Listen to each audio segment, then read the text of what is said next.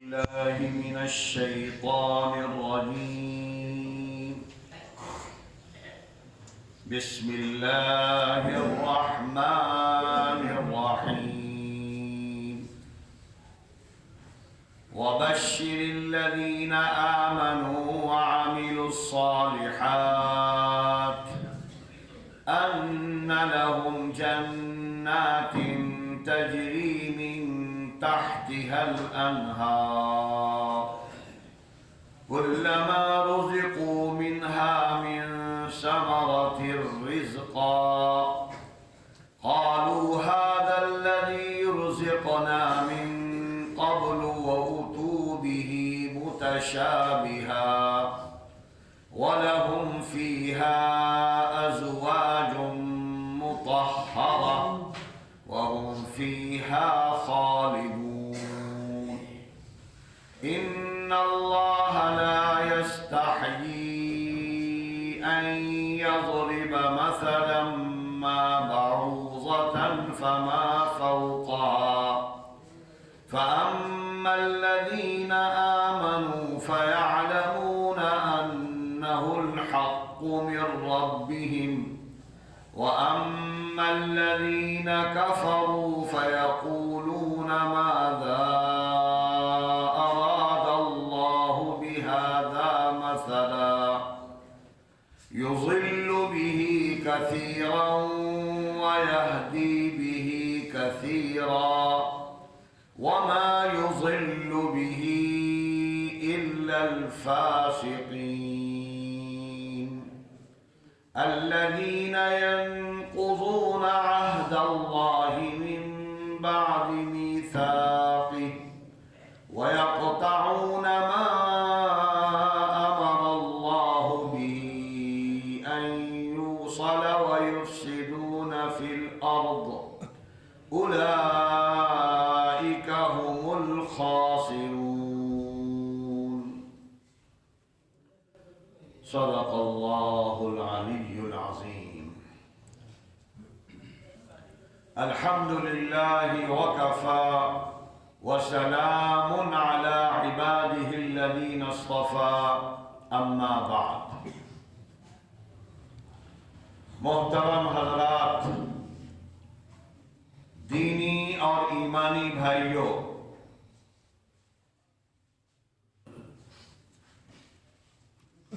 کل کے درس میں جو بنیادی چیزیں بیان کی گئی تھیں وہ توحید کا بیان تھا اور خاص 4 توحید کی حقیقتیں ذکر کی گئی تھیں. ایک توحید خلاقیت، یعنی ہر چیز کا پیدا کرنے والا اللہ ہے اور وہ یکتا و تنہا ہے. خلاق صرف اللہ کی ذات ہے اور کوئی نہیں ہے. دوسری توحید تھی توحید رزاقیت، رزق اللہ دیتا ہے، کھلاتا پلاتا اللہ ہے، اور جس کے لیے اللہ نے زمین میں وہ خزانے رکھے ہیں کہ آدمی سوچ نہیں سکتا. ایک ہی زمین ہے، اس میں قسم قسم کے پھل بھی ہو رہے ہیں، سبزیاں بھی ہو رہی ہیں، اور رحمت کی جب بارشیں ہوتی ہیں تو شاندار کھیتیاں تیار ہو جاتی ہیں. تو بارش کرنے والا اللہ، کھیتی نکالنے والا اللہ، سبزیاں اگانے والا اللہ.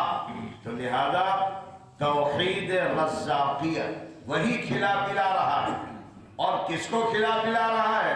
ہر انسان کو، ہر جانور کو، ہر سمندر کی مچھلی کو، یہاں تک کہ پہاڑوں کے نیچے، زمینوں کے اندر جو کیڑے مکوڑے ہیں ان کو بھی اللہ ہی رزق دے رہا ہے، ان کو بھی اللہ ہی کھلا رہا ہے.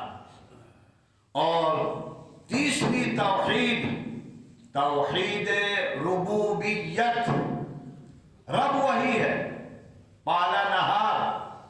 یعنی چھوٹے سے بڑا کرنا، ابتدا سے انتہا تک چیزوں کو پہنچانا، یہ اللہ کرنے والا ہے۔ انسان کو آدمی دیکھ لے کہ ایک ناپاک قطرہ، منی کا قطرہ، کیسے اللہ نے اس کو خون بنایا، پھر لوتھڑا بنایا، پھر اس میں ہڈی کا ڈھانچہ اللہ نے ڈالا، پھر اوپر سے شاندار حسین غلاف اڑا دیا اور پھر روح پھونک دی، تو ایک خوبصورت بچہ بن گیا۔ اور یہ سب اللہ نے قرآن میں کئی جگہ کہا ہے، ہم نے اس طرح کیا، اور چھوٹی سی دنیا میں رکھا، یعنی ماں کے پیٹ، اور اس کے بعد پھر ہم نے ماں کی پیٹ سے باہر نکالا، بڑی دنیا میں ہم تم کو لائے۔ اس وقت تم کچھ نہیں جانتے تھے، نہ کھانا، نہ پینا، نہ چلنا، نہ بولنا۔ آہستہ آہستہ ہم نے تم کو چلنا سکھایا، بولنا سکھایا، کھانا پینا سکھایا، یہاں تک کہ جوان بنایا، پھر ادھیڑ عمر تک لے گئے، پھر بڑھاپے تک لے گئے۔ اب اس کے بعد ایک اور بہت بڑا عالم ہے جو عالم آخرت کہلاتا ہے، یہ توحید ربوبیت۔ تو یہ بڑی بڑی تین توحید بیان کرنے کے بعد اللہ نے فرمایا کہ چوتھی توحید توحید الوہیت ہے۔ الہ بھی ایک ہے، معبود صرف ایک ہے، کیونکہ جو خالق ہے، جو رازق ہے، جو رب ہے، اسی کی بندگی کی جائے گی، اسی کے سامنے جھکا جائے گا، اسی کے سامنے ہاتھ باندھے جائیں گے، اور اسی کے آستانے پر سجدہ کیا جائے گا۔ اس طریقے سے اللہ نے یہ توحید کا سبق پڑھانے کے بعد یہ بات ذکر کی کہ دیکھو توحید کو سمجھنا ہے تو ہم نے قرآن کریم اتارا ہے، دین کو سمجھنے کے لیے قرآن اتارا، اور قرآن کو سمجھانے کے لیے اپنا آخری نبی بھیجا ہے۔ وَأَنزَلْنَا إِلَيْكَ الذِّكْرَ لِتُبَيِّنَ لِلنَّاسِ، اے نبی ہم نے آپ کو قرآن اس لیے دیا ہے کہ آپ تشریح کرتے رہیے، بیان کرتے رہیے، سمجھاتے رہیے۔ تو لہذا قرآن اور حدیث، قرآن اور یہ سیرت، یہ دو ایسی چیزیں ہیں کہ جن سے آدمی کو دین ملتا ہے، ہدایت ملتی ہے، سیدھا راستہ ملتا ہے۔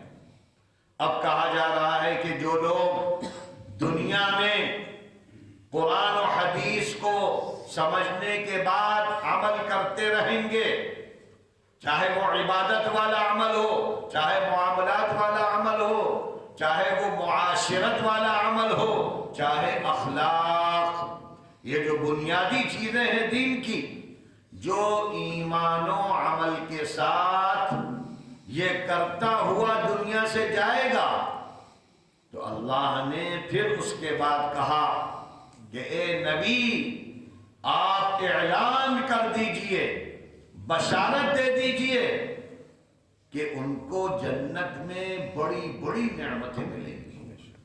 اب یہاں انہی نعمتوں کا تذکرہ ہے، بنیادی جو نعمتیں ہیں، نعمتیں تو بہت ملیں گی، جہاں جس کا تذکرہ الگ الگ قرآن میں اور احادیث میں بیان کیا گیا ہے، لیکن یہاں بنیادی چیزیں بیان کی جا رہی ہیں۔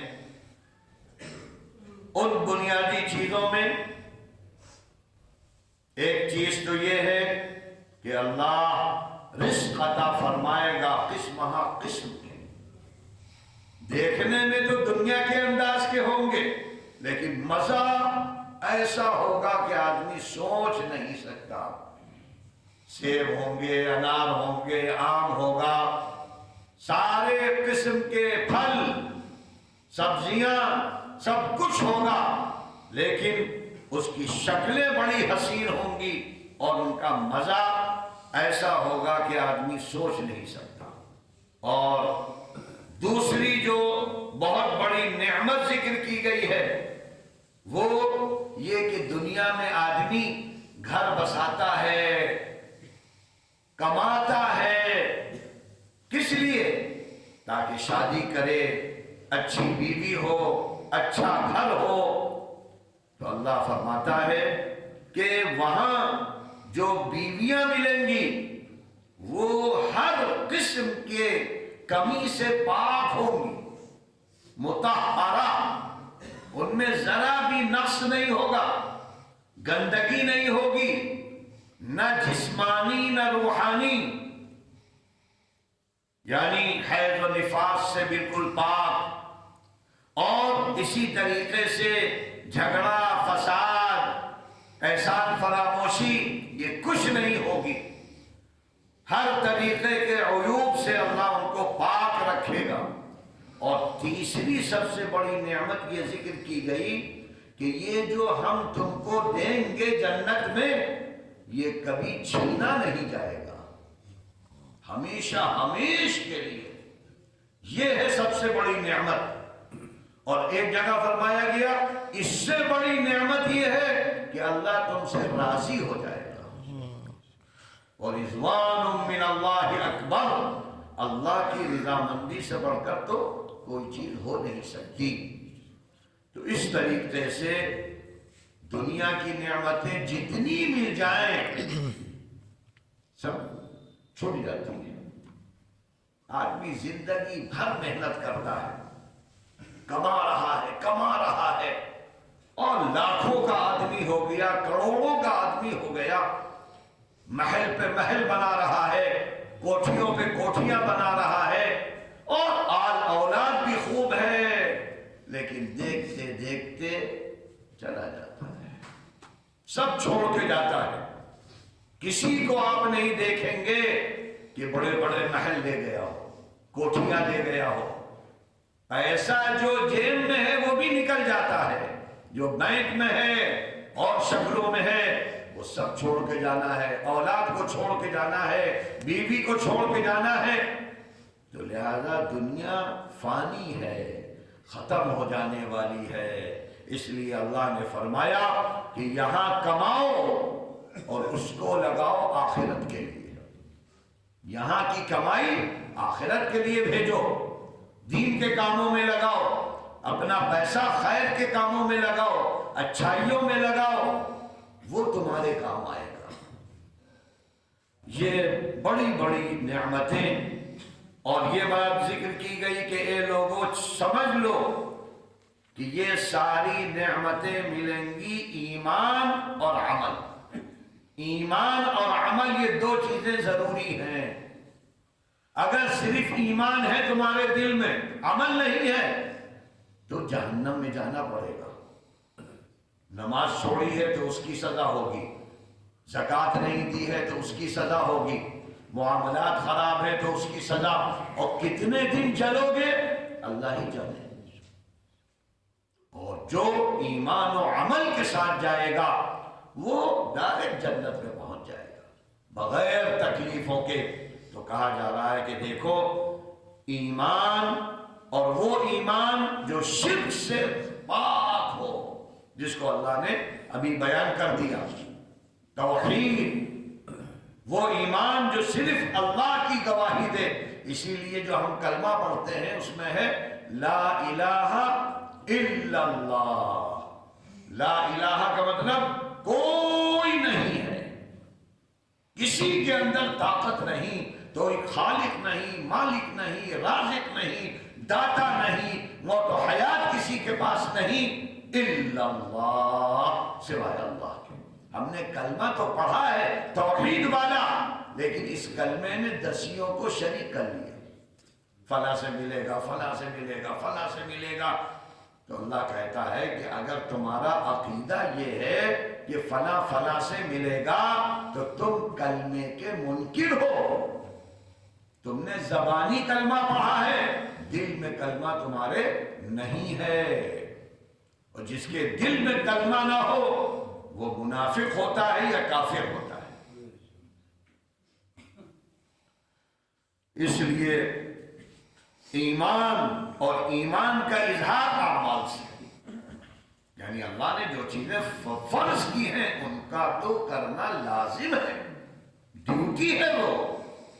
دنیا میں آپ کسی کی ڈیوٹی نہ کریں، بھگا دے گا، دھتکار دے گا، تنخواہ نہیں دے گا، یہ تو اللہ ہے کہ اللہ کی ڈیوٹی نہیں کر رہے ہو جب بھی کھلا رہا ہے، نماز نہیں پڑھ رہے، زکوٰۃ نہیں دے رہے، لیکن اللہ رزق دے رہا ہے، دے رہا ہے، دے رہا ہے، اس لیے کہ سمجھ جاؤ، سدھر جاؤ، اپنے کو اچھا بنا لو تاکہ آخرت کے عذاب سے بچ جاؤ۔ وَبَشِّرِ الَّذِينَ آمَنُوا وَعَمِلُوا الصَّالِحَاتِ، اے نبی بشارت دے دیجئے، خوشخبری سنا دیجئے، کن کو؟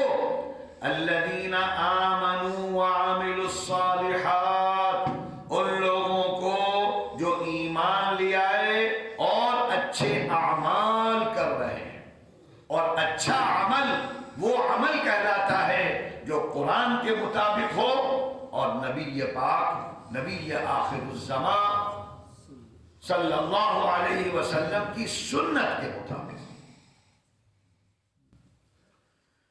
تو جو ایمان و عمل کے ساتھ آئے گا، اللہ کہتا ہے ان لہم جنات، ہم ان کو گھنے باغات دیں گے، گھنے باغات جس میں محل ہوں گے، اور محل کوئی سونے کا، کوئی چاندی کا، کوئی ہیروں کا، کوئی شیش محل، اور حسین سجے ہوئے باغ، اور ایسے باغ تجری من تحتها الانہار، جس کے نیچے نہریں بہ رہی ہوں گی، اور نہریں بھی شہد کی، دودھ کی، پانی کی۔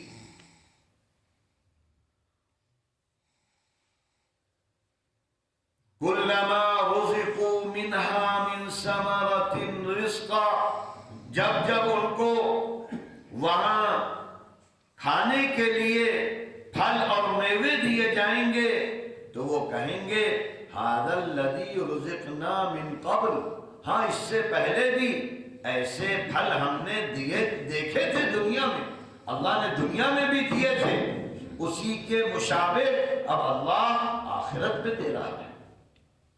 وَلَهُمْ فِيهَا أَزْوَاجٌ مُطَهَّرَةٌ، اور ان جنتیوں کے لیے جنت میں پاکیزہ بیویاں ہوں گی، وَهُمْ فِيهَا خَالِدُونَ، اور وہ اس میں ہمیشہ ہمیش رہیں گے۔ إِنَّ اللَّهَ لَا يَسْتَحْيِي، اب یہ کہا جا رہا ہے کہ بہت سے لوگ ہیں جو قرآن کے ذریعے گمراہ ہو رہے ہیں۔ قرآن آیا ہدایت کے لیے، لیکن جب قرآن اترتا ہے نبی پر تو یہ کافر، منافق پاگل ہونے لگتے ہیں، کیونکہ ان کی برائیاں بیان ہوتی ہیں، ان کی کمزوریاں بیان ہوتی ہیں، اور یہ انسان کی عجیب فطرت ہے، کسی کی کمزوری بیان کریے تو وہ آپے سے باہر ہو جاتا ہے، وہ کہتا ہے ارے ہم کہاں ایسے۔ تو اللہ تو سب کے دل کو جانتا ہے، سب کی چیزوں کو جانتا ہے، تو لہذا جب اللہ آیتیں اتارتا تھا کافروں کے بارے میں، منافقین کے بارے میں، تو غصے سے بالکل اللہ نے فرمایا یہ قرآن ہے، کتنے لوگوں کو ہم اس کے ذریعے راستہ دکھاتے ہیں، ہدایت دیتے ہیں، اور کتنے لوگ ہیں اس کے ذریعے گمراہ ہو رہے ہیں۔ جو قرآن کو مانے گا وہ ہدایت پہ آ جائے گا، جو قرآن کا انکار کرے گا وہ اور اپنی تباہی کرے گا۔ جیسا کہ بعض جگہ اللہ کے رسول صلی اللہ علیہ وسلم نے فرمایا کتنے ایمان والے ایسے ہیں جو قرآن پڑھتے ہیں اور قرآن ان پر لعنتیں بھیجتا رہتا ہے، اور پھر آپ نے مثال دی کہ خود قرآن میں پڑھ رہے ہیں لعنت اللہ علی الکاذبین، لعنت اللہ علی الظالمین، اللہ کی لعنت ہو جھوٹے لوگوں پر، اللہ کی لعنت ہو ظالموں پر، اور خود ظلم کر رہے، خود جھوٹ بول لیں تو اپنی زبانی تم خود اپنے اوپر لعنت بھیج رہے ہو۔ تو اس لیے اے قرآن پڑھنے والوں، اے قرآن پر ایمان لانے والوں، اچھے عمل کرو، قرآن کے مطابق زندگی گزارو، تاکہ کل یہ قرآن سب سے پہلے قبر میں تمہارا سفارشی بن جائے، تم کو جنت میں لے جانے کا ذریعہ بن جائے۔ ان اللہ لا یستحیی، اللہ نے چھوٹی چھوٹی چیزیں بھی قرآن میں بیان کی ہیں۔ جب مثال دی جائے گی کسی چھوٹی چیز کی تو چھوٹی کی مثال بھی ہوگی، کوئی بات کہی جائے گی چھوٹی تو چھوٹی مثال ہوگی۔ اللہ نے کہیں مچھر کا تذکرہ کیا ہے، کہیں مکڑی کا، مکڑی کے جالے کا، کہیں چیونٹی کا تذکرہ کیا، تو اس پر بھی بڑے واہ ویلا مچاتے تھے کہ واہ بھائی واہ، اللہ اتنا بڑا ہے اور اپنی کتاب میں چیونٹیوں کا تذکرہ کر رہا ہے، اور اپنی کتاب میں جو ہے وہ مکھی کا۔ تو اللہ نے کہا تمہاری عقلیں ماری گئی ہیں تم کو سمجھانے کے لیے کہ جب تمہارے جو بت ہیں ان کے سامنے تم چڑھاوا لاتے ہو، پرساد رکھتے ہو، مٹھائی، تو کیا ہوتا ہے؟ مکھیاں اس پر آ کر بھنکتی ہیں، مکھیاں کھاتی ہیں، اور تمہارے وہ خدا مکھی بھی نہیں ہٹا پاتے۔ مثال یہ تھوڑی کہا جائے گا کہ پرساد کے اوپر ہاتھی آ کے بیٹھتا ہے، تم کتنے بدعقل تھے، ایسی باتیں۔ تو قرآن کہتا ہے تمہاری عقلیں ماری گئی ہیں، جب چھوٹی مثال دی جائے گی تو چھوٹی چیز ہوگی، بڑی مثال دی جائے گی بڑی چیز ہوگی۔ تو اللہ چھوٹی سے چھوٹی مثال بیان کرنے سے شرماتا نہیں ہے۔ مثلا بعوضہ، مچھر، فما فوقہا، یا اس سے بھی معمولی چیز، اس سے بھی چھوٹی چیز، فاما الذین آمنوا، اور وہ لوگ جو ایمان والے ہیں وہ جانتے ہیں کہ یہ ان کے پروردگار کی طرف سے سچ بات کہی جا رہی ہے، حقیقت بیان کی جا رہی ہے۔ وَأَمَّا الَّذِينَ كَفَرُوا، اور جو کافر ہیں وہ کہتے ہیں اللہ یہ چھوٹی چھوٹی چیزوں کا قرآن میں کیوں تذکرہ کر رہا ہے؟ لہذا اس جملے سے يُضِلُّ بِهِ كَثِيرًا وَيَهْدِي بِهِ كَثِيرًا، اللہ اس قرآن کے ذریعے کتنے لوگوں کو گمراہی کے راستے پہ لگا دیتا ہے اور کتنوں کو ہدایت دیتا ہے۔ وَمَا يُضِلُّ بِهِ إِلَّا الْفَاسِقِينَ، اور اللہ گمراہ ان کو ہی کرتا ہے جو بدعمل ہوتے ہیں۔ فاسق، بدعمل، اور جو عمل والا ہے اللہ اس کے لیے راستے کھولتا چلا جاتا ہے، کھولتا چلا جاتا ہے، موت تک جنت کے راستے پہ لگا دیتا ہے۔ اور فاسق لوگ کون ہیں؟ الذین ینقضون عہد اللہ، وہ لوگ جو اللہ کے عہد و پیمان مضبوطی کے ساتھ کرنے کے بعد توڑ دیتے ہیں، بار بار وعدہ کیا خلاف کر رہے ہیں، غلط کر رہے ہیں، نافرمانی کر رہے ہیں۔